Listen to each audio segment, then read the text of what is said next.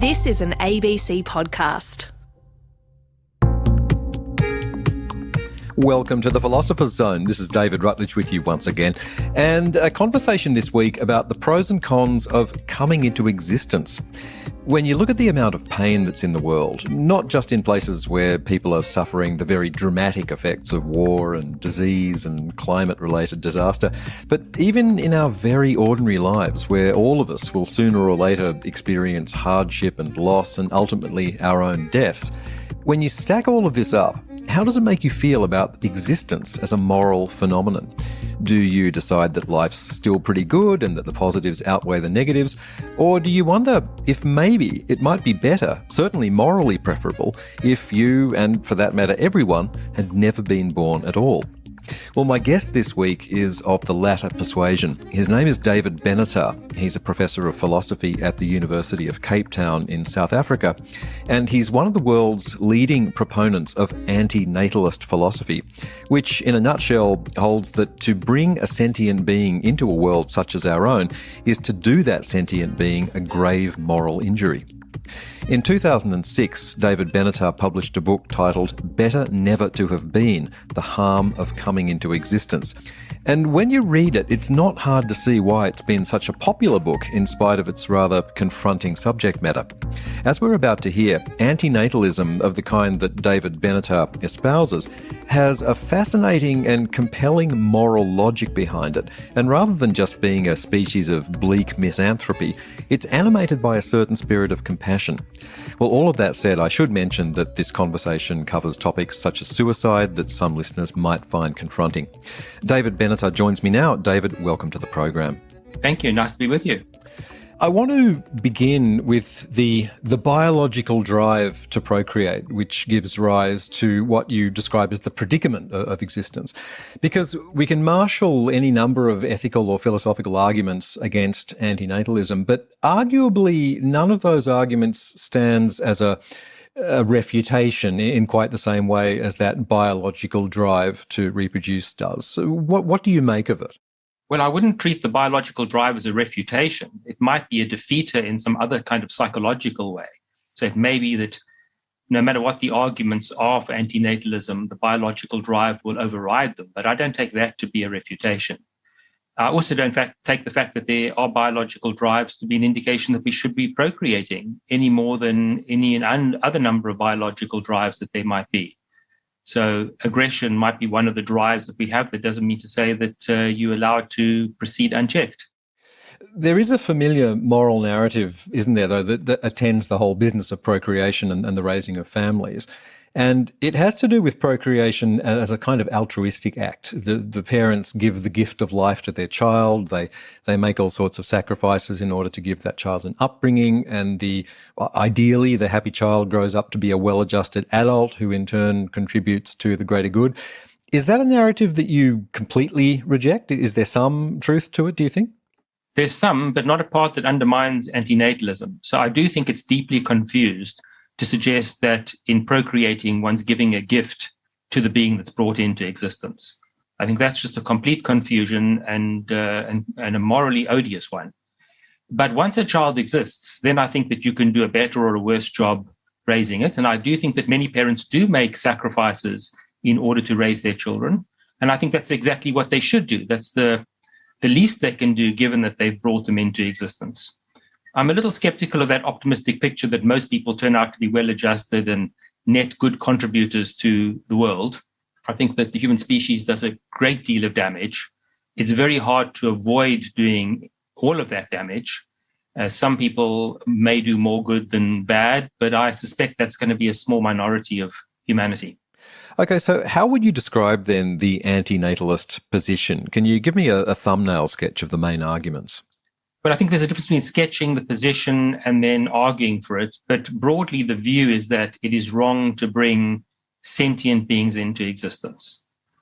And the justification for that is that there's nothing to be gained by the person or the being that is brought into existence, but there's lots to be lost by being brought into existence. And so we shouldn't do it. One image that I've given in one context is to imagine a scenario in which you have this magic wand And if you go around tapping stones with this wand, it'll turn the inert stone into a sentient being that will be able to derive pleasures, but will also be liable to all the hardships that sentience comes with. And I think we'd be hard-pressed to say that you're justified in going around tapping stones and turning them into sentient beings. I think this is not a bad analogy for procreation. We're bringing into existence beings that really don't need to be brought into existence, and they'll pay a very heavy price if we do. So would you say then that childbearing is an immoral act in and of itself? Depends exactly what you mean by childbearing. Well, deciding to procreate, let's say. Yes, I think that is immoral. I recognize that most people don't agree with that. And therefore, given how widespread procreation is, many people are going to be resistant to the idea. So they're going to take exception to the suggestion that what they're doing is immoral. But I would want to draw a distinction between whether the action is morally permissible or not and the extent to which we should blame people for engaging in procreation. Those two things don't have to go together. And I think that given how widespread the practice is, given how little exposure people have to anti-natalist ideas, it may be that we shouldn't blame them in a way that is commensurate to the wrongfulness of the action. I'd like to continue here with the argument that you present in Better Never to Have Been, which relies on what you see as an asymmetry between pleasure and pain, which is that pain is bad and pleasure is good, but the absence of pain is good while the absence of pleasure is not necessarily bad. Tell me if I haven't got that right, but how do you arrive at an anti-natalist conclusion from this? Well, you've got the asymmetry partially right. I think the part where you went wrong is with the absence of pleasures or goods more generally. What I say is that those are not bad unless there is somebody who is deprived of them. Oh, okay, yeah. So if you or I are deprived of pleasures or of some other goods, then that absence is bad because we're here to suffer the absence, to suffer that deprivation. But if the reason why there is no benefit or no pleasure is because there's no being to have that, then I'm saying in those scenarios, it's not bad. So what happens as a result of this asymmetry is that there's no net advantage to coming into existence, but there is actually a net harm to coming into existence. And what that does is create a presumption against procreation. Now, it's only a presumption at this point because if the harms of being brought into existence were modest harms, limited harms, then it might well be that the interests of other people, such as parents and grandparents and the broader community in procreation, might outweigh these harms. But in fact, I think that the harms of coming into existence are very serious ones. And so it becomes impermissible, I think, to be treating these potential people that you could create as means towards the ends of others, given just how profound the harms are. Isn't there an asymmetry in the way that you set this out, though, in that you present pain as something that has its own sort of ontological integrity, if you like, whereas pleasure seems somehow relative to people's experience of it. So if you say that an absence of pleasure is neither good nor bad, as long as there's nobody in existence to be denied that pleasure, why can't we say the same thing about pain, that an absence of pain is also neither good nor bad, as long as there is nobody in existence to be relieved of that pain? But I think the important thing to point out is that I'm making an axiological claim and not a logical one. So yes, logically, you could just say there's symmetry, but that is going to be completely at odds with very fundamental and important moral judgments that we make. So think, for example, of a scenario in which you know that if you bring a being into existence, it's going to suffer unspeakably. Let's just take a scenario here where it's an unusual amount by human standards of pain and suffering. Well, a lot of people think that you've now got a reason to avoid bringing that being into existence. I think that what explains that is the axiological asymmetry that I was referring to. Think about the flip side, though. Let's imagine that you could produce a child that, by human standards, would lead a good life, a relatively good life. Well, we don't normally think that that's now providing you with a moral reason to have the child. Maybe people will think there's a permission to have the child. Nobody thinks that there's a moral reason to have the child there.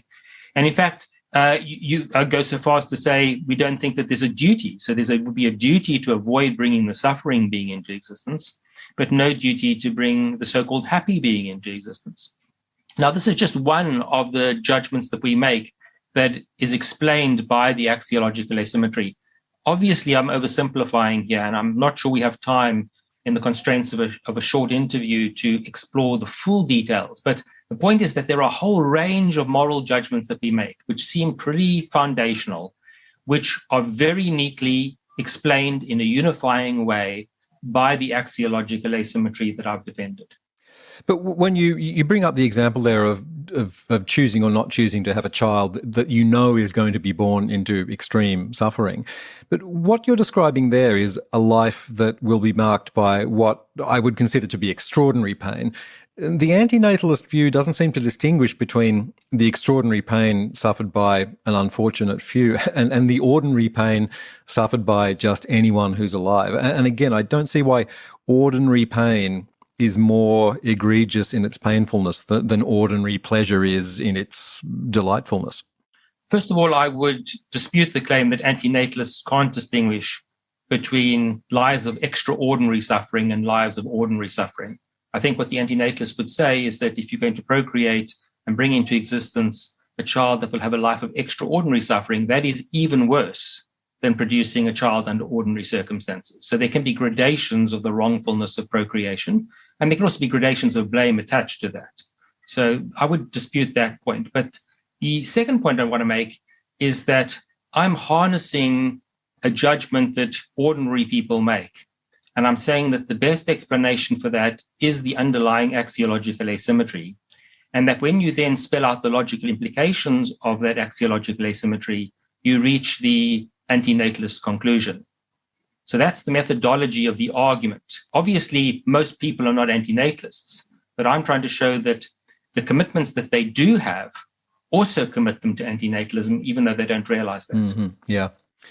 I'm interested in considering what might happen if everyone decided to adopt the anti-natalist view. We would presumably see shrinking populations, shrinking tax bases for national economies, eventually a reasonably lengthy period during which life would be quite terrible for the last surviving members of the species.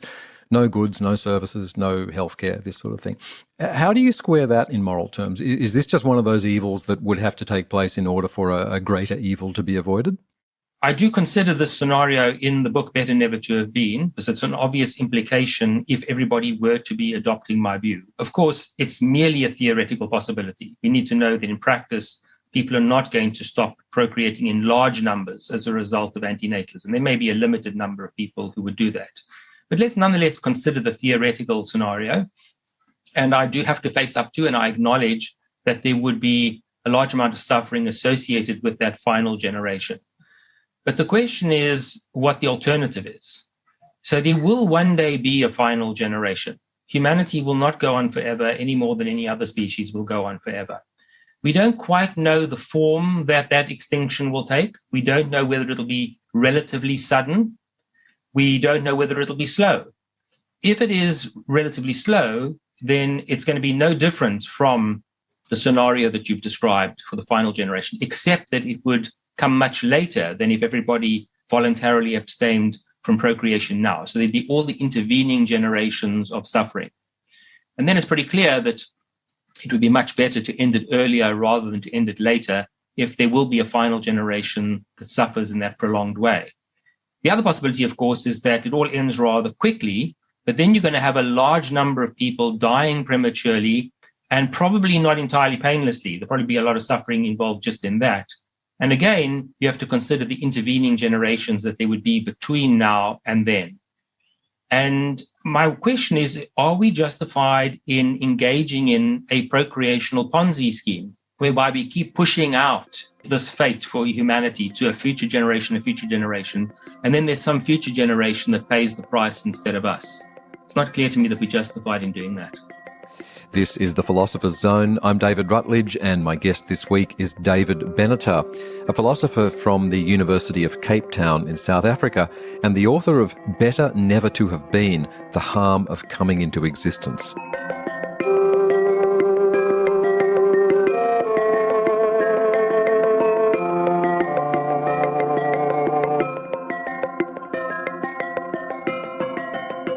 If I understand you correctly, you hold not only the view that the world is full of suffering, which I think many of us can appreciate and agree with, but that even happy people, or people who consider themselves happy, are actually worse off than they might think.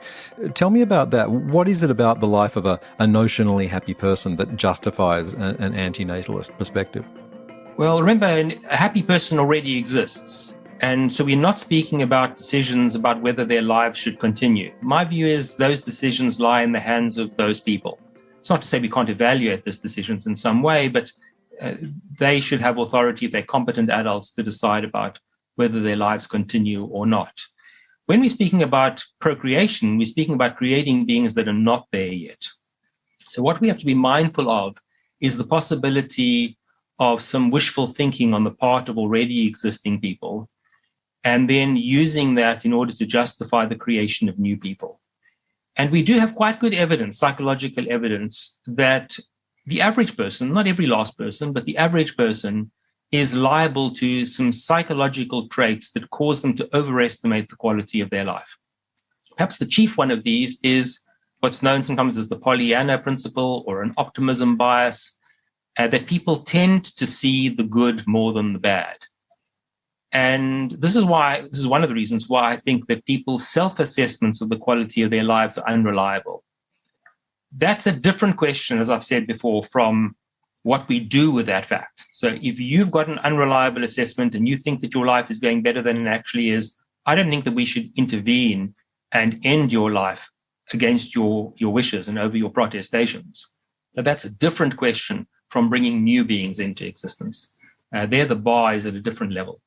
Yeah, I take your point that the anti-natalist argument or set of arguments pertain primarily to this decision of whether or not to bring beings into existence. But there are still what seem to me to be inevitable conclusions that one needs to draw if one is going to be an anti-natalist that suggest that life is terrible. I guess what I'm asking is, does it follow, or why doesn't it necessarily follow from the anti-natalist position that we should be unhappy? Look, happiness is a relative matter. So I'm not opposed to existing people trying to make their lives and the lives of other people and other beings as good as they can be. Obviously, once you're here and once other beings are here, there are going to be moral imperatives to make those lives better rather than to make them worse or to leave them the way they are. So I'm not opposed to attempts to improve the quality of life for those people who already exist. What my worry is that if that involves a degree of optimism that spills over into creating new people, then you've moved from the terrain of alleviating to some extent the condition of existing people into perpetuating the human predicament by creating more people. And that's when you begin to do more harm than good. And so I think there are sort of degrees of happiness and different methods of approaching happiness such that we could be in favor of it in some ways, but not be in favor of the kind of exuberant optimism that leads people to think that if they create new people, that their lives on balance are going to be better than worse. So once we're here, you're saying we make the best of it. And so suicide, for example, is not a desirable solution to the problem of existence. I don't think so, because I think there's a human predicament. And the predicament is that life is bad, but death is often, but not always, worse. So death is one of the things that's bad about being brought into existence. If you'd never been brought into existence, then you would never die. But once you're brought into existence, you're going to die. And dying, I think, is a very bad thing. Not just dying, but being dead, having your life terminated is a bad thing. So I don't think that you're going to improve the human predicament by prematurely taking your own life. And in fact, taking your own life will in some ways cause lots of bad. First of all, it'll harm the people around you, including people who are very close to you. Those are deep wounds for the survivors to endure. And also, insofar as you can generate any meaning in your life, it's usually, but not always the case, that you need to live longer in order to do it. That the earlier you end your life, the less meaning you can produce. Now, of course, these are modest amounts of meaning, but you're not improving your situation by foreclosing those opportunities.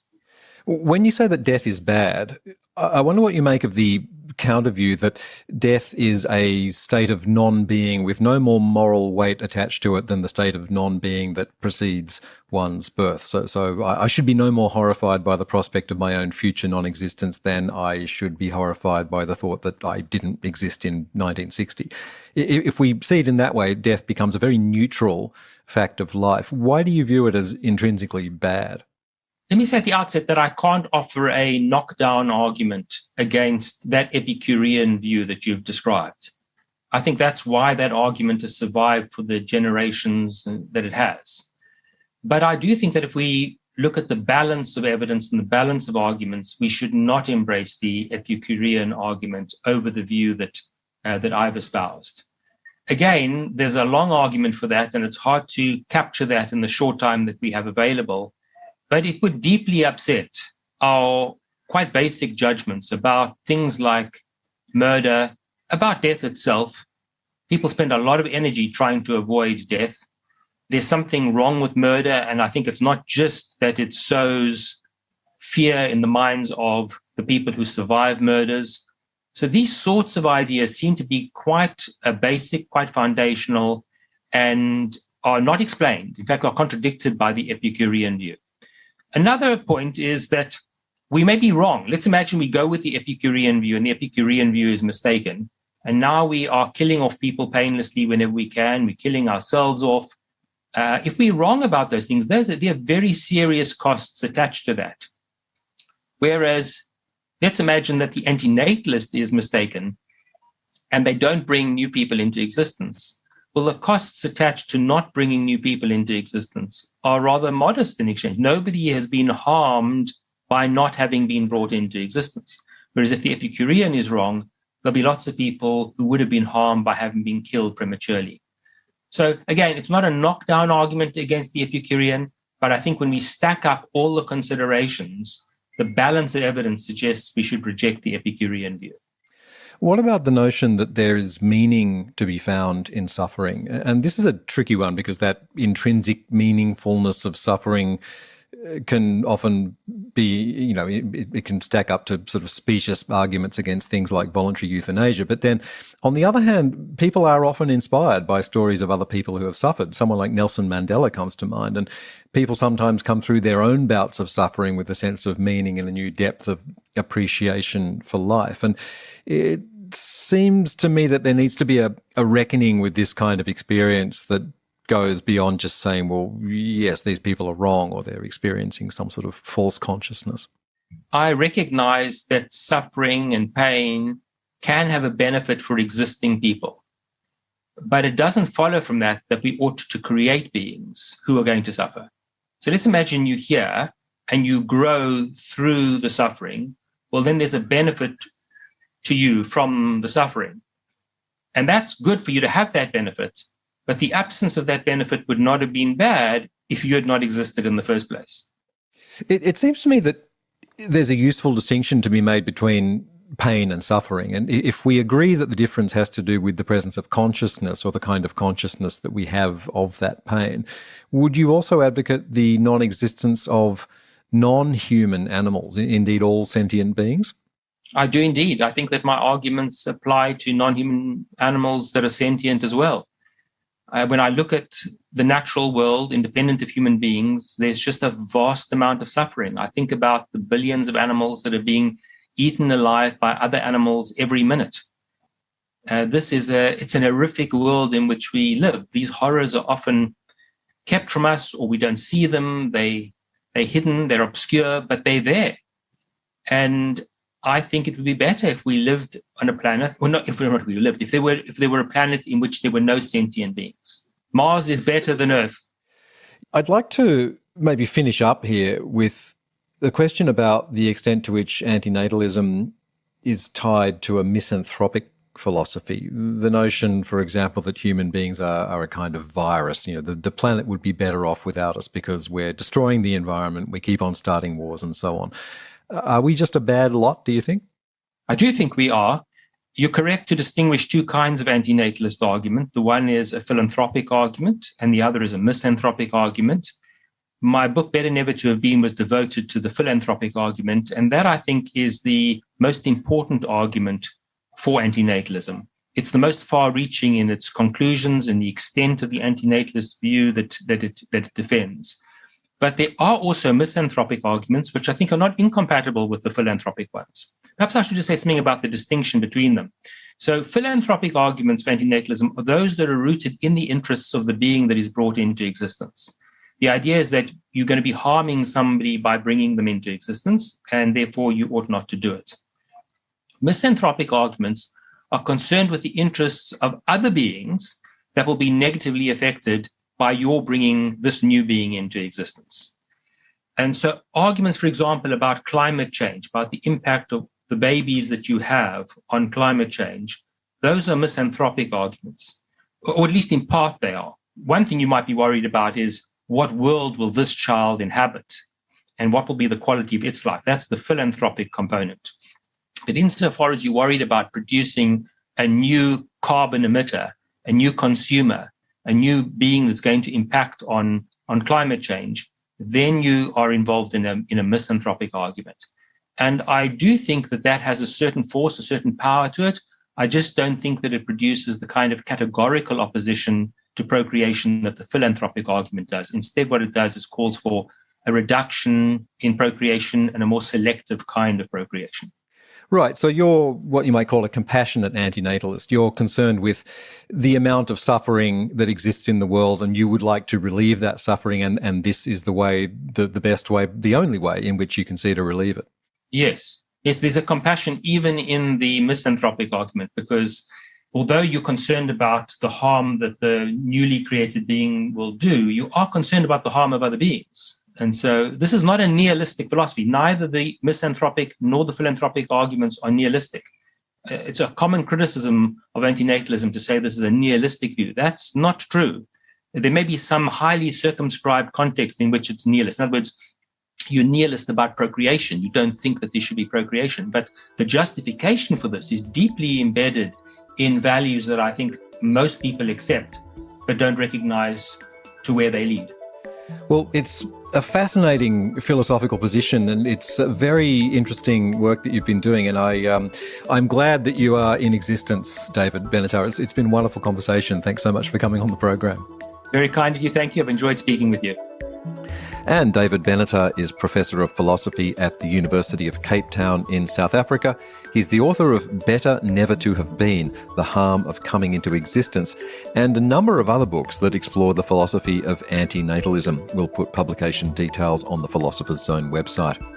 And if this program has raised concerns for you or for someone you know, you can contact Lifeline on 131114 or Beyond Blue on 1300 22 4636 for advice and support 24 hours a day. Thanks so much for your company this week. I'm David Rutledge. You can find me on Twitter at DavidPZone, and I hope you can join me next time. Bye for now.